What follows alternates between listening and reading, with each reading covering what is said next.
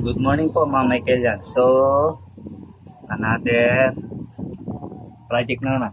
Sony po amplifier. So, Sony amplifier po yan. 110 lang po to, 110. Dito 220. 110. Japan original. So, maglalagay po tayo ng auxiliary fan. Ito po. Pinadaan ko po sa ilalim.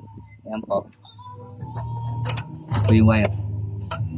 So ngayon, lumabas dito po lumabas yung wire yan. So ngayon, sasaksak ko to 12 volts adapter. So sasaksak ko po.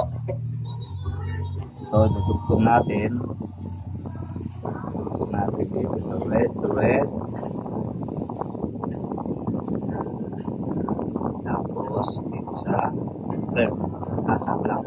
So ayan, banda po. Yan. Hindi ko po pinipix to. So tinanggal ko tong isang wire. Yan, patay. So titignan ko po ulit. Yan po. Yan po.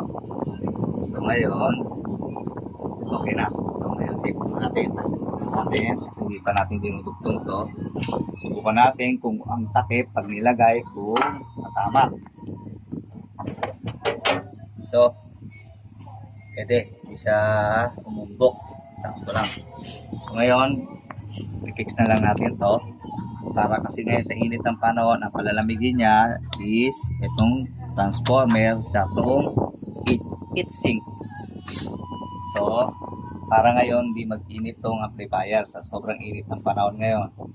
Kaya, iwas sunugin po at para makapangalagaan natin ang init natin. So, bilang po. Maraming salamat po. May God bless us all.